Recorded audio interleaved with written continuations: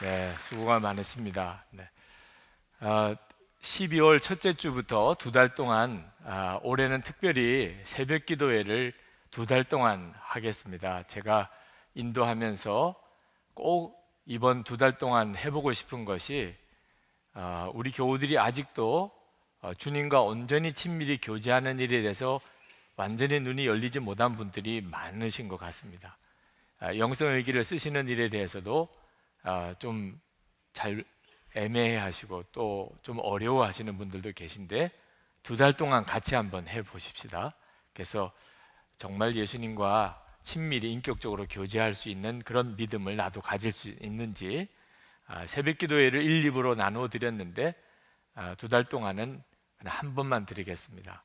그래서 본당에서 1, 2부 함께 드리겠습니다. 12월 첫째 주부터 꼭 기억해 주시고 그리고 함께 하셔서 정말 예수님과 행복한 동행하는 삶을 사시기를 축복합니다. 한 번은 부흥회를 갔더니 저에게 질문하시기를 어떤 분이 정말 선한목자교회는 나는 죽고 예수로 사는 사람이 있습니까? 그렇게 묻더라고요. 정말 감사한 것은 선한목자교회는 다 나는 죽고 예수로 삽니까? 이렇게 안 물어본 것이 너무 감사해요. 네. 아마 그렇게 물어봤다면 제가 그런 건 아닙니다 이렇게 대답할 수밖에 없었을 텐데 그런 사람이 있습니까? 그렇게 묻는 바람에 물론이죠 그렇게 대답을 했습니다. 저는 정말 십자가를 통과하고 나는 죽고 예수로 사는 성도들이 우리 교우들 중에 여러분이 있는 것을 알고 감사합니다. 물론 아직 살아계신 분을 그렇다고 소개하고 하는 일은 조심스럽습니다. 그러나 이미 돌아가신 분에 대해서는 얼마든지 그분의 삶을 우리가 함께 나누고 또 우리도 그 삶을 본받고 싶은 생각이 있어서 김대영 권사님부터 정말 나는 죽고 예수로 사는 삶을 살았던 분들을 조그만 소책자의 그 삶을 담았습니다. 이상준 장로님 두 번째 책을 준비하고 있습니다. 이상순 장로님에 대해서 아시는 분들이 여러분 계시죠?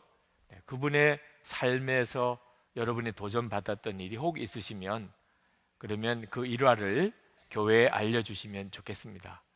그 이상준 장로님에 관한 책이 곧 나오게 될 겁니다. 우리에게 지금 필요한 것은 증인입니다. 예수를 믿는 사람은 많지만 정말 예수님으로 사는 증인이 우리에게 필요합니다.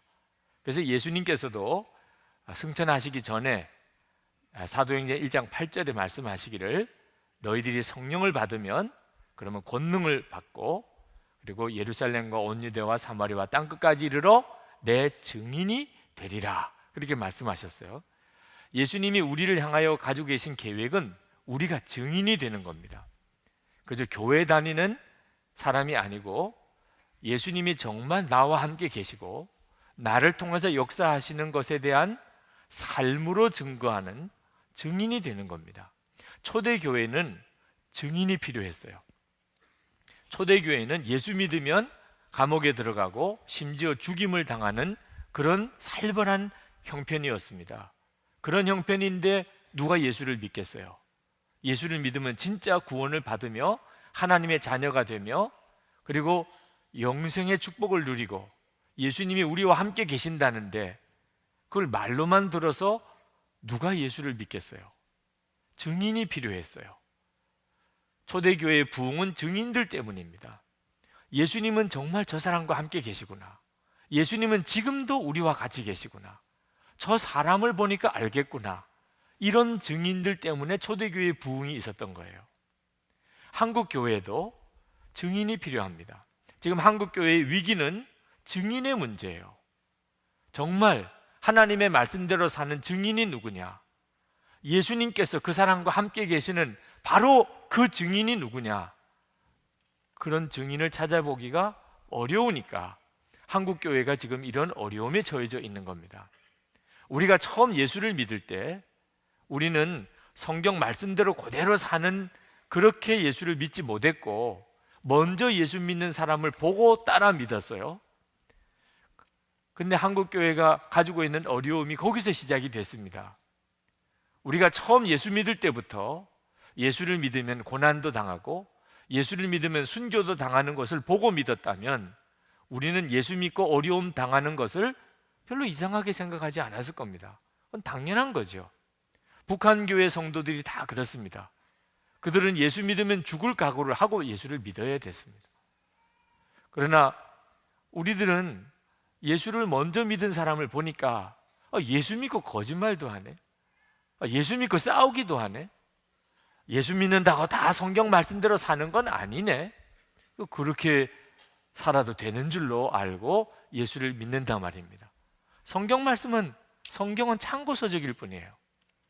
이 점이 한국교회를 이렇게 어렵게 만든 겁니다. 정말 예수님으로 사는 바로 그 사람이 있는가, 그 증인을 하나님은 원하세요. 우리를 향한 하나님의 계획입니다.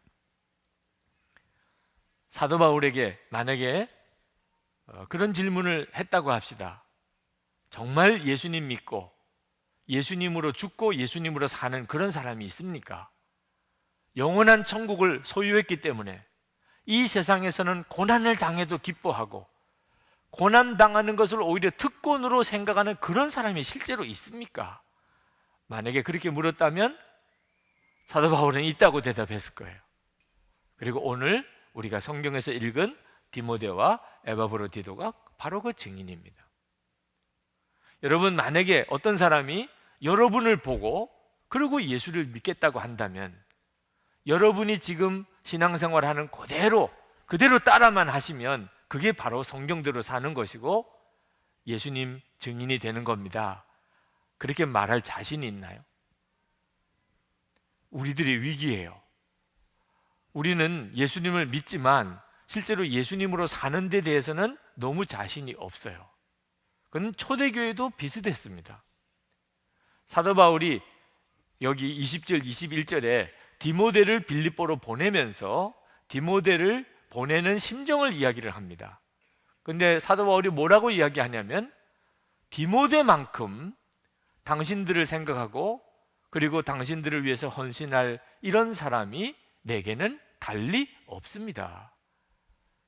사도 바울 당시 때도 정말 디모데처럼 하나님을 위해서 헌신하는 사람을 찾아보기가 어려웠다 그 말입니다. 21절에 보면은 다 자기만 생각하고 다 자기 일만 신경 쓰지 정말 예수님을 위해서 그렇게 헌신하고 일하는 사람은 없습니다. 이렇게 이야기를 했어요. 도대체 무슨 일이길래 사도 바울이 이렇게까지 심각하게 이야기를 했을까요? 지금 디모데를 로마에서 빌립보로 보내는 건데 로마와 빌립보 사이는 비행기 타고 가야 되는 거리입니다. 지금으로 말하면 빌립보는 그리스고 로마는 이탈리아입니다. 지금은 여행 가는 사람들은 다 당연히 비행기를 타고 가는 거죠. 만약에 자동차를 타고 갈 수 있겠지만 엄청나게 먼 거리입니다. 그 길을 걸어서 가는 겁니다. 걸어서. 그러니 로마에서 빌립보까지 사도 바울이 디모데야 빌립보 교회에 한번 다녀오너라, 이 말은 여기서 분당 갔다 오라는 이야기와 달라요. 여기서 그저 부산 갔다 오라는 것과 또 다릅니다. 근데 디모데가 그렇게 하겠다고 그랬어요. 예수님께서 정말 디모데 안에 계시고 디모데를 통해서 역사하시는 것이기 때문에 가능한 일입니다. 디모데가 빌립보에 왔어요. 빌립보 교인들은 디모데가 멀리서 왔구나 이렇게만 느꼈을까요? 디모데가 빌립보에 왔을 때 빌립보 교인들이 받은 느낌은 주님이 하셨구나. 주님이 아니면 누가 이런 일을 할 수 있겠어요? 그런데 사도 바울이 아무도 없다고, 디모데처럼 이렇게 해줄 사람이 아무도 없다고 하는 말은 우리가 충분히 이해할 만해요. 만약에 여러분 같으면 선뜻 제가 가겠다고 할 수 있었겠어요? 디모데는 어떻게 그렇게 할 수 있었죠? 예수님 때문이에요. 빌립보 교인들은 디모데를 맞이하면서 말할 수 없는 위로를 받았을 거예요. 왜? 주님만이 역사하실 수 있는 일들이 자기 눈에 보이니까. 그러니까 디모데 한 사람이 아닙니다. 빌립보 교인들은 디모데를 통해서 예수님을 만난 거예요. 디모데는 어떻게 그렇게 할 수 있었을까요?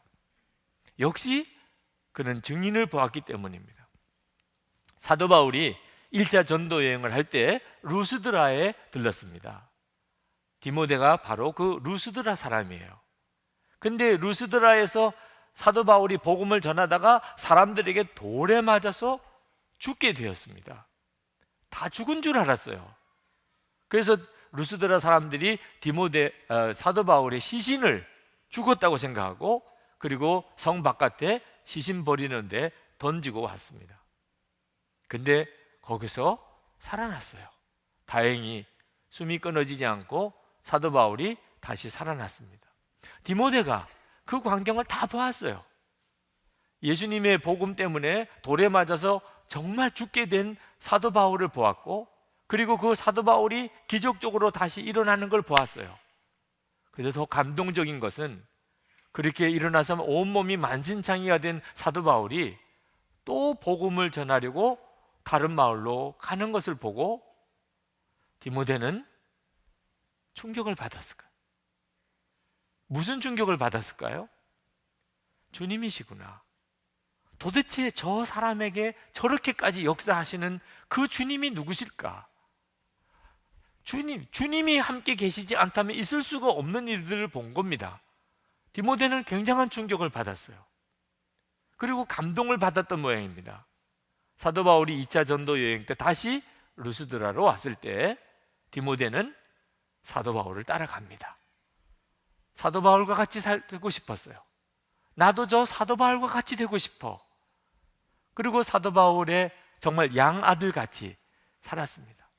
그리고 사도 바울의 제자로서 그가 초대교회에 굉장히 귀한 사역을 했죠. 증인이 증인을 낳는 겁니다. 예수를 제대로 믿는 사람을 보면 그러면 닮는 역사가 일어나요. 아, 예수님을 저렇게 믿는 거구나. 여러분, 지금 우리에게는 증인이 필요해요. 말씀을 아는 사람도 중요하고 말씀을 잘 가르치는 사람도 중요하지만 정말 지금 우리에게는 예수님이 정말 함께 계시고 그 예수님으로 사는 바로 그 증인이 필요해요. 예수를 제대로 믿는 사람이 정말 있느냐, 그 말이죠. 에바브로디도가 나옵니다. 이 에바브로디도는 본래 빌립보 교인이에요. 사도 바울이 아마 빌립보의 교회를 세울 때 그때 예수를 믿었던 사람인 모양입니다. 근데 사도 바울이 이제 빌립보를 떠나서 전도 여행을 다니다가 지금은 로마 감옥에 갇혔다는 소식을 들었습니다. 그때 빌립보에서 사도 바울을 위해서 헌금을 했습니다. 어떻든지 사도 바울을 좀 우리가 돕자. 그래서 정성을 다해서 헌금을 하고는 이걸 전달을 해줘야 되는데 에바브로디도를 그 일을 맡겼어요. 그러니까 빌립보 교회에서는 가장 믿을 만한 사람, 가장 충성스러운 사람이란 뜻이죠. 그리고 그 돈을 맡기고 그리고 먼 로마까지 에바브로디도는 갑니다. 그리고 사도 바울을 결국은 만나요. 사도 바울이 얼마나 기뻤겠습니까? 얼마나 위로를 받았을까요? 그리고 에바브로디도가 가지고 온 돈으로 인하여 사도 바울은 굉장한 도움을 받았을 겁니다. 실제로 그렇게 썼고요. 그런데 이 에바브로디도가 그 먼 여행을 하고 와서인지 그 겨울을 지내는 동안에 죽을 병에 들게 됐습니다. 에바브로디도가 로마까지 와서 죽게 생겼어요. 사도 바울이 얼마나 안타까웠겠고 얼마나 간절히 하나님께 기도했겠습니까? 빌립보 교인들도 그 소식을 들었고 걱정이 되고 기도를 했을 겁니다. 하나님이 에바브로디도를 다시 살려주셨어요. 그건 큰 기쁨이었죠. 에바브로디도는 목숨을 내놓았어요. 사도 바울을 위해서 목숨을 내놓았어요. 자, 그게 어떻게 가능했을까요? 예수님 때문입니다. 예수님께서 그들의 생명이 되신 증거가 이렇게 나타나는 거예요. 교회 공동체를 위하여, 그리고 주의 종들을 위하여, 우리가 지도자들을 위하여 서로 협력하고 하나 되도록 만드는 거죠.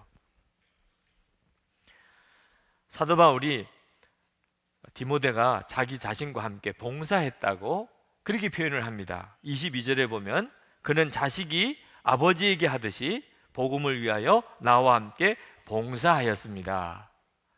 여기서 봉사라는 말은 우리가 쉽게 생각하는 봉사와 다릅니다.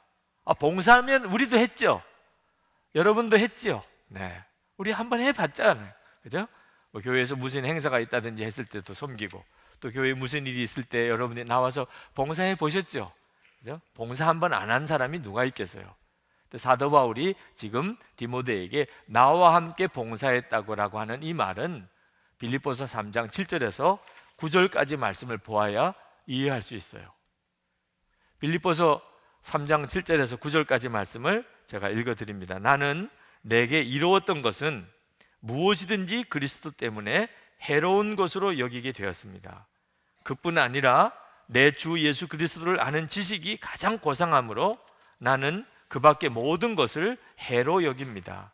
나는 그리스도 때문에 모든 것을 잃었고 그 모든 것을 오물로 여깁니다. 나는 그리스도를 얻고 그리스도 안에 있는 사람으로 인정받으려고 합니다. 그게 사도 바울의 봉사였어요. 사도 바울은 예수님 그분만 내가 동행할 수 있다면, 내가 예수님 안에만 있을 수 있다면 내게 이뤘던 것 다 해로 여기고 오물처럼 여길 수 있다고 했어요. 그게 사도 바울의 사역이었습니다. 디모데가 거기에 함께 했다는 말이에요. 디모데도 똑같은 믿음을 가졌다는 거죠. 디모데도 역시 예수님 한 분으로 충분한 사람이었고, 그래서 하나님은 디모데를 그렇게 쓰신 겁니다. 한마디로 디모데나 에바브로디도나 다 예수님으로 살았던 사람이고, 그래서 그들은 교회 공동체를 세우는 사람이었고, 그리고 사도 바울에게 하나님이 붙여준 동력자가 되었습니다. 이 모든 일이 주 예수님이 하신 거예요. 예수님으로 사는 사람은 다 이렇게 삽니다. 21절 말씀에 모두 다 자기 일에만 관심이 있고 그리스도 예수의 일에는 관심이 없습니다. 그랬는데 예수님 정말 마음의 중심에 계신 사람은 달라요. 고린도 후서 5장 15절 말씀을 우리 한번 같이 읽으실까요? 그가 모든 사람을 대신하여 죽으심은 살아있는 자들로 하여금 다시는 그들 자신을 위하여 살지 않고 오직 그들을 대신하여 죽었다가 다시 살아나신 이를 위하여 살게 하려 함이라. 정말 예수님의 사람은 자기 자신을 위해서 살지 않습니다. 그래서 우리가 알아요. 그 일을 도대체 인위적으로 어떻게 만들 수 있나요? 주님이시구나, 예수님이 저와 함께 계시는구나 하는 걸 알게 됩니다. 그런 사람들 때문에 교회 공동체가 서는 거예요. 교회는 괜히 세워지는 게 아닙니다. 이제는 더 이상 나를 위해서 살 필요가 없어요. 예수님이 나를 위하시니, 그것을 정말 믿으니까 이제 나는 오직 예수님만을 위해서 사는 거죠. 방성기 목사님, 직장 사역 하시는 방성기 목사님이 목사가 되겠다고 상담 오는 분들을 많이 만난대요. 직장인들 중에서 은혜 받으시고, 내가 이런 직장 생활 하지 않고 목사가 돼야 되겠다, 그래서 신학교 가겠다고 상담 오시는 분들이 있으시대요. 목사님 생각하기에는 직장에서 직장인으로서 사역을 감당하는 것이 훨씬 더 주의 일을 많이 할 것 같은 분도 꼭 목사 되겠다고 오시는 분들 때문에 좀 곤혹스럽다는 거죠. 목사만 주의 일을 하는 거 아니죠. 목사 아닌 형편에서 더 크게 주의 일 하시는 분들도 많습니다. 목사는 어떤 사람이 목사해야지요? 설교의 능이 있어야 된다고 이 목사님을 생각하셨어요. 그래서 상담할 때 꼭 물어본답니다. 당신이 뭐 직장에서 동료들이라고 이야기할 때나 사람들이 모인 자리에서나 성경에 대해서 이야기하면 사람들이 잘 들어줍니까? 사람들에게 변화가 일어납니까? 예수 믿겠다는 사람이 자꾸 일어납니까? 그러면 빨리 신학교 가세요. 아니 뭐 그런 건 아니고 오히려 잡아먹을 듯이 벌떼같이 일어나고, 그러면 가지 마세요. 당신은 말 전하는 능력이 없는 거 보니까 당신 목사 됐다가는 당신도 힘들고 교인도 힘들게 생겼으니 제발 좀 가지 말고 그냥 직장에서 열심히 전도하고 주의 일 하시는 게 더 낫겠습니다. 그렇게 상담을 해준대요. 여러분, 목사 되는 것도요, 절적으로 자기 흥분으로, 자기 감정으로, 자기 열정으로, 욕심으로 할 게 아니에요. 반드시 공동체가 판정해 줘야 됩니다. 이분이 교회를 위해서 말씀 사역을 하셔야 될 분이구나. 그러면 온 교회가 학비대해서라도 신학교 보내야죠. 이런 분들이 말씀을 전하면 말씀에 놀라운 부흥이 일어나게 되죠. 직장 생활하는 것보다 훨씬 중요한 사역이 될 수도 있는 겁니다. 그러나 이 일은 공동체가 판정하는 거예요. 오늘 22절에 보면은 디모데에 대하여 여러분이 다 잘 알고 있지 않습니까? 디모데의 인품은 여러분이 잘 알고 있지 않습니까? 사도 바울이 괜히 디모데를 세운 게 아닙니다. 빌립보 교인들도 다 알고 있었어요. 디모데가 얼마나 훌륭한 주님의 증인인가, 삶으로 증거가 된 거죠. 여러분도 마찬가지예요. 여러분이 어떤 사람인가 하는 것은 교회가, 공동체가 인정해 주는 거죠. 당회가 이제 다음 주일입니다. 당회 때 이제 임원을 세워요. 집사, 권사, 장로를 세워. 당회 때 교회 이제 국장, 부장, 선교회장, 속장들을 세웁니다. 그런데 이와 같은 때에 시험 드는 이들이 있으신 것 같아요. 왜 시험이죠? 왜 나는 안 세워주나 말이에요. 왜 내가 뭐가 부족하길래 나는 안 세워주는 거지?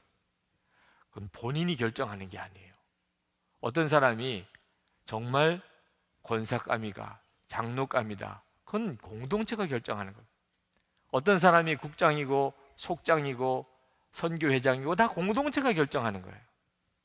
3.1운동 독립선언서를 발표할 때 그때 있었던 일화예요. 난광 이승훈 선생께서 독립선언서를 초안 다 하고 발표를 앞두고 있는데 한번 그 모임에 갔더니 분위기가 너무 안 좋아요. 왜들 이렇게 지금 서로 마음들이 불편하십니까? 그 독립선언서 33명의 이름을 써야 되는데 누구부터 써야 되냐 말이에요. 제일 먼저 누구 이름을 써야 되냐? 기독교인이 14명입니다. 가장 많아요. 그럼 당연히 기독교인이 제일 먼저 써야 되지 않느냐? 기독교인들 안에서 그런 식의 의견이 팽배해요. 제일 연장자이신 손병희 선생을 써야 되냐? 그분은 천도교인이에요. 이런 문제 때문에 서로가 묘하게 마음이 불편해요.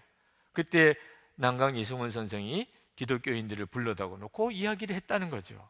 지금 이게 무슨 명단인 줄 아십니까? 누가 먼저 죽을 거냐 하는 분. 누가 먼저 죽을 거냐. 그 명단입니다, 지금. 여러분, 교회 직분도 똑같아요. 교회 직분은 무슨 명단이지요? 일단 유사시에 우리 교회에서 누가 먼저 죽을 거지요? 그 명단이에요. 교회에서 속장을 맡고 그리고 국장을 맡고 선교회장을 맡고 집사가 되고 권사가 되고 장로가 되어지는 일이 그게 무슨 의미가 있는 거지요? 이제 먼저 죽는 순서로 올라가는 겁니다. 그 일에 대해서 공동체가 판단하는 거예요. 그만한 믿음이 되셨구나. 여러분, 우리는 정말 오늘 디모데와 에바브로디도 통해서 내가 얼마나 성숙한 그리스도인이 되었나, 얼마나 예수님께서 내 삶의 주님이 되셨나, 그래서 내가 이제는 사람들에게 증인이 되었나 하는 것을 보아야 합니다. 얼마 거리 멀지 않은 곳에 있는 교회 이야기예요. 큰 도로를 앞두고 양쪽에 두 교회가 있습니다. 그런데 두 교회가 너무 달라요. 한 교회는 많이 부흥하고 한 교회는 그렇지 못합니다. 근데 어떤 분이 그 두 교회의 차이에 대해서 이야기를 해주더라. 주일이면 그 대로변에 차를 주차할 수 있도록 허락을 받았답니다. 두 교회 다. 그래서 이쪽 편 차로는 이쪽 편 교회, 이쪽 편 차로는 이쪽 편 교회 교우들이 이용을 합니다.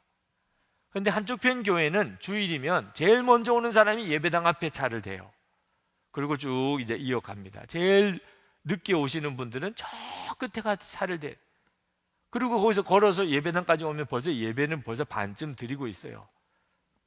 그런데 길 건너편 쪽에 있는 교회는 먼저 온 교인들이 제일 끝쪽에다가 갔다가 됩니다. 아직까지 본인은 시간적인 여유가 있으니까 걸어가지요. 예배당 앞쪽에는 예배 시간에 막 임박해서 와야 되는 절박한 사정에 있는 분들, 또는 새가족을 위해서 배려를 하는 거죠. 항상 그 교회는 주일 예배 시간 때 앞자리는 빈자리가 있다는 거예요. 이쪽편 교회 교인이 늦게 와서 빙빙 돌고 또 돌다가 자리가 빈자리가 있어서 그쪽편에 가서 대면 그쪽 교회 안내위원이 어서 오시죠. 그쪽 교회로 가시는 거예요. 공동체를 향한 마음이 두 교회를 그렇게 갈라놓고 있는 거예요. 저는 오늘 우리 주차장, 지상 주차장 아주 넉넉히 비어 있을 거라고 생각합니다. 네, 다 멀리 다 대고 오셨죠, 그죠? 뭐 우리 권사님 이상은 차 안 가져오기로도 하셨으니까. 그러나 또 오늘 혹시 또 지상 주차장에 차 대신 권사님 보고 시험 들지는 마시기 바랍니다. 그 사정이 있으시겠잖아요, 그죠? 배탈이 나셨다거나 또는 새 가족을 모시고 왔다거나. 그래서 혹시 오늘 권사님 뵈면은 어떻게 이런 데다가 되십니까? 하지 마시고 어려운 일이 있으셨군요, 이렇게 이야기를 하시기 바랍니다. 그런 분들이나 어쩔 수 없이 가지고 오시는 거죠. 교회 공동체에 대하여 교인들이 어떤 자세를 가지고 있느냐에 따라 그 교회가 달라지는 겁니다. 사도 바울은 에바브로디도에게 5가지로 호칭했어요. 25절에 보면 내 형제요, 동력자요, 전우요, 여러분의 사신이요, 내가 쓸 것을 공급한 일꾼인 에바브로디도를 여러분에게 보내어야 할 필요가 있다고 생각하였습니다. 사도 바울의 입장에서는 에바브로디도는 너무나 소중한 사람이었어요. 근데 그 소중한 사람을 붙잡아 두고 싶은 게 사람의 심리 아닙니까?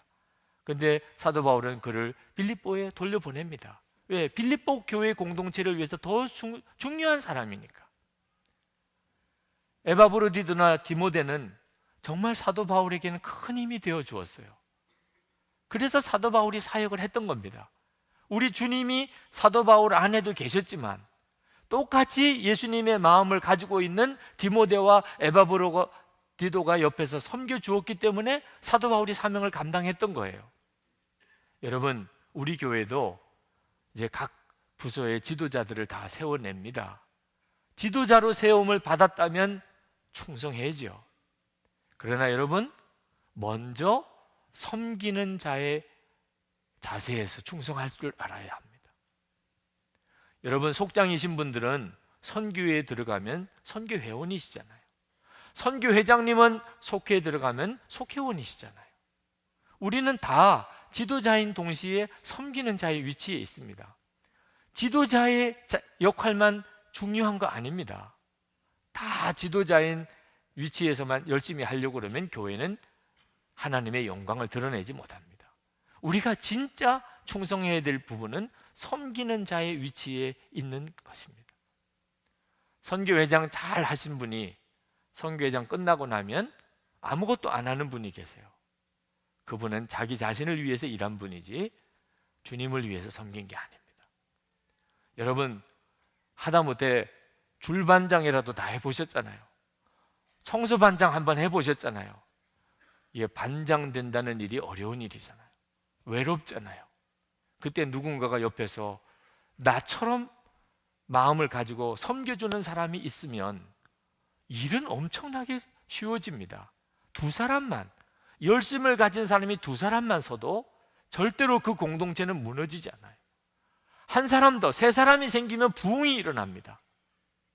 진짜 교회를 생각한다면 섬기는 역할을 하는 일을 잘하는 일이 주님의 마음이에요. 예수님은 섬기러 오셨다고 했잖아요. 예수님은 우리의 발을 닦아주시면서 너희도 그렇게 하라고 했지 않습니까? 헤르만 헤세가 동방술래라고 하는 아주 작은 단편 소설을 썼는데 거기에 레오라고 하는 종이 나옵니다. 아주 부자요, 권세 있는 사람, 뭐 공부 많이 한 사람, 이런 사람들이 이제 여행을 떠납니다. 호화롭게 준비해서 여행을 떠나는데 그 옛날에는 항상 종을 데리고 갔죠. 왜냐하면 밥도 해줘야 되고 짐도 날라줘야 되고 빨래도 해줘야 되고.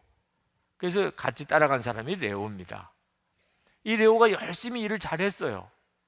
그 여행단은 재미있게 여행을 합니다. 근데 어느 날 레오가 그만 그 여행단에서 빠지게 됐습니다. 그때부터 그 여행팀은 난리가 났어요. 자, 짐은 누가 날라줄 겁니까? 아침에 밥은 누가 해요? 빨래는 누가 하고? 풀어놓은 짐은 누가 정리해요? 막 엉망진창이 됐습니다. 평소에는 레오는 존재감도 없었어요. 근데 막상 섬기는 자인 레오가 없다 보니까 그 팀의 가장 중요한 사람이 레오라는 사실을 알게 됩니다.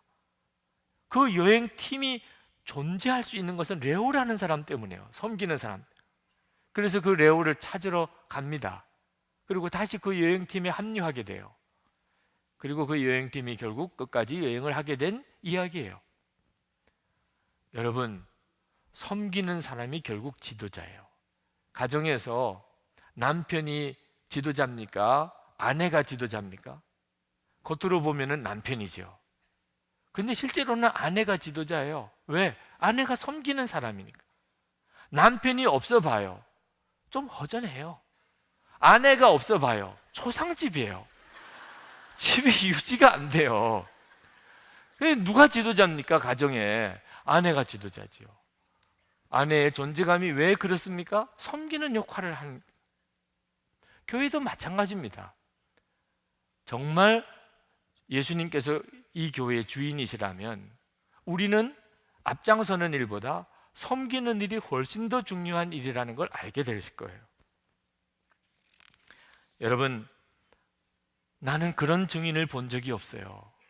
내가 예수를 믿고 지금까지 오래 교회를 다녔지만 내가 그런 교인을 만나본 적이 없어요. 정말 디모데처럼, 에바브로디도처럼 그런 식으로 정말 예수님이 주인 되시는 그런 모범이 되는 삶을 나는 본 적이 없어요. 너무 실망하지 마세요. 사도 바울도 그런 사람이 없었다고 그랬잖아요. 벌써 사도 바울 당시 때부터 그런 사람은 찾아보기가 쉽지 않았습니다. 디모데, 에바브로디도 이런 사람들이 꼽을 정도였어요. 그러나 그런 증인들 때문에 초대교회는 결국은 일어서게 됩니다. 증인이 증인을 낳게 되는 거죠. 지금도 여러분 주변에 그런 사람이 없습니까? 그러면 하나님은 여러분을 주목해 보고 계세요. 여러분이 증인 되시면 되잖아요. 꼭 증인을 찾아야 됩니까? 주님, 내가 증인이 되기를 원합니다. 여러분이 예수님의 증인 되는 것은 간단해요. 정말 여러분이 예수님을 알면 됩니다. 예수님을 알면 돼요. 만나면 돼요. 예수님이 정말 여러분과 함께 계시는 것을 여러분이 알고 정말 믿게 되면, 그러면 예수님은 여러분을 통해서 여러분의 주변에 있는 사람들에게 예수님의 증인으로 드러나게 하십니다. 예수님이 역사하게 하세요. 저희 교회 부목사님 한 분을 모시려고 기도했을 때 하나님께 좋은 목사님 보내달라고, 설교도 잘하시고 인품도 좋고 신방도 열심히 하시는 이런 좋은 목사님 보내달라고 기도했을 때 주님이 제 마음에 책망을 주시는 것 같았어요. 어떻게 너도 그렇게 기도하냐? 그때 제 마음에 깜짝 놀랐어요. 다 설교 잘하고 다 인물 좋고 다 신방 잘하고 다 인품 좋은 이런 목사만 보내달라고 하면 하나님이 어떻게 다 응답하시냐 말. 그러면 다른 교회에서 쫓겨난 목사 보내주세요, 이렇게 할 수도 또 없잖아요. 그럼 어떻게 기도를 해야 되는 거죠? 주님의 마음은 도대체 무엇인지요? 그때 주님께서 목사도 제가 가지고 있는 기준과 주님이 가지고 있는 기준이 다른 것을 깨닫게 하셨어요. 저는 실력이 좋은 목사, 능력이 좋은 목사를 찾았어요. 하나님은 그런 목사들 때문에 한두 번 속은 게 아니에요. 하나님은 이젠 더 이상 그런 걸 중요하게 생각하지 않으세요. 설교를 얼마나 잘하냐, 인물이 얼마나 좋으냐, 뭐 신방을 얼마나 열심히 하냐. 하나님은 그건 하나님께는 중요한 문제가 아니라고 하셨어요. 하나님이 찾으시는 것은 정말 예수님이 마음에 계신 것을 알고 나는 죽고 예수로 사는 믿음이 분명한 사람이면, 주님은 말 잘하는 거 상관없고 인물 주님 상관없고 그 다음 주님이 하실 것이니까. 주님은 주님이 직접 하기를 원하세요. 어느 사모님이 수기를 쓰셨어요.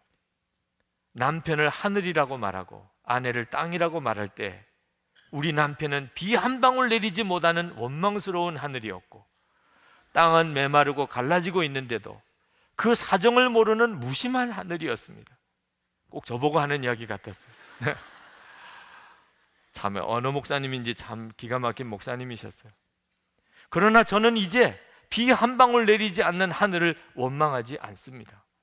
왜냐하면 새로운 하늘로부터 내리는 은혜의 단비를 받았기 때문입니다. 새 하늘로부터 단비를 받았기에 저의 심령은 사막이 되지 않았고 젖과 꿀이 흐르는 새로운 땅이 되었습니다. 여러분들도 원망스러운 하늘이 혹 있으십니까? 부모가 내 하늘이 될 걸 기대했는데 내게는 비 한 방울 내리지 않았어. 남편이나 아내가 하늘이 되어줬으면 하고 기대했는데 너무 무심한 하늘이었어요. 자식이 하늘이 될까 생각했는데 오히려 내게 상처만 주고 친구를 바라보았는데, 여러분도 그렇습니까? 여러분 실망하지 마시라는 거죠.